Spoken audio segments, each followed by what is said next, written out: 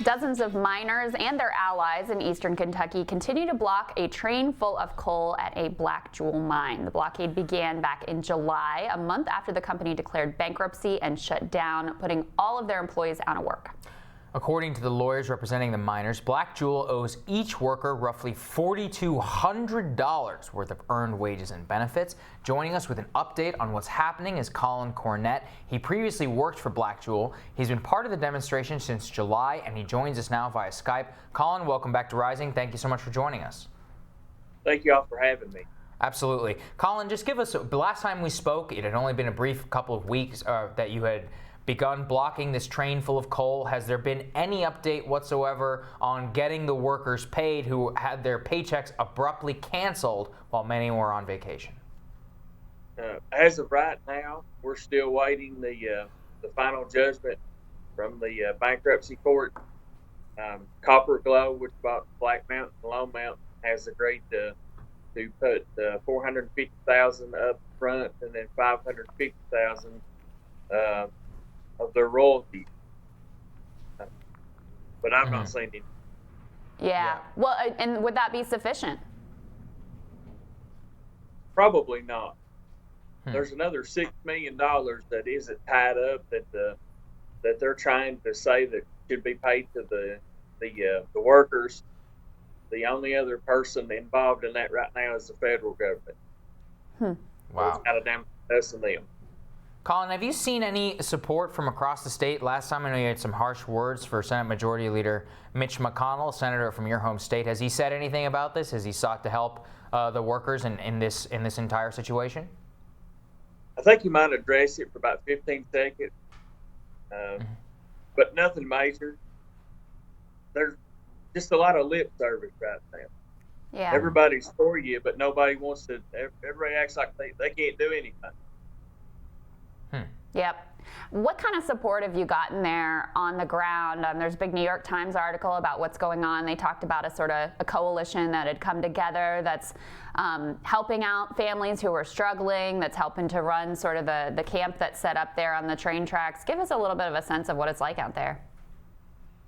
There's still several men that are staying up there most of the time.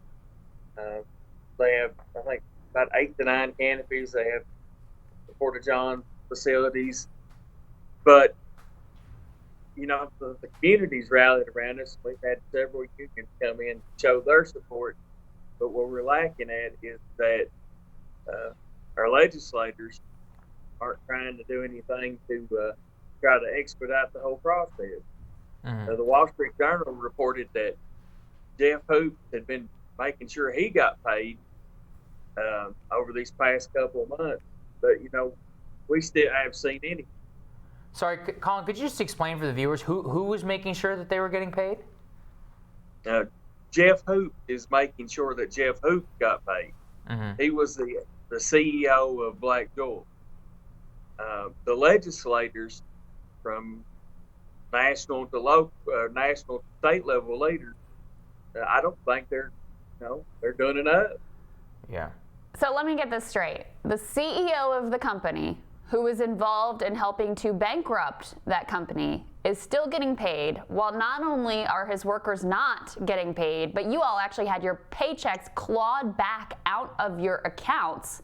So lots of people went, understandably, into overdraft and all the fees and things that come with that. That's what's going on here?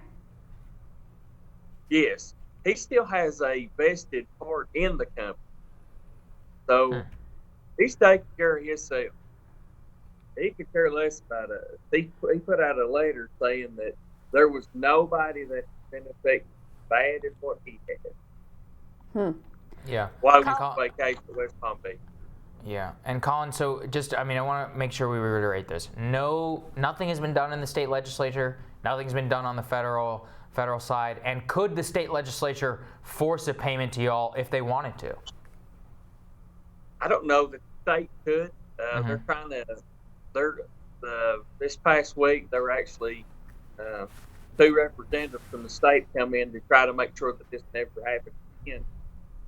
But you would think that somebody could apply pressure so that we would get our money.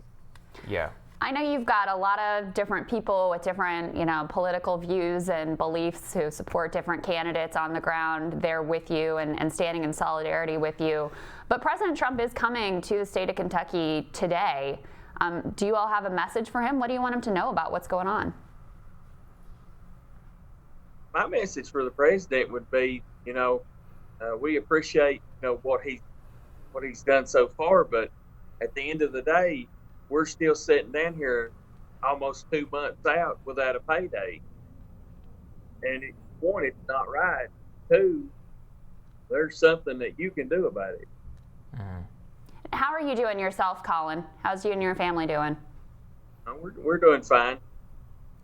I'm currently enrolled, going back to school, just starting over after 18 years underground. Wow. Oh, wow.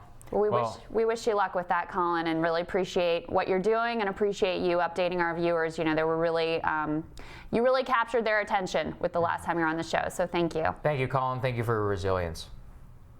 I thank you all, and hopefully the last time McConnell come out with 15 seconds, maybe this time we can get 30 seconds worth of comments about what's going on in the state. Hope springs eternal. Thanks, Collin. Have a good one. Next on Rising. Good one too.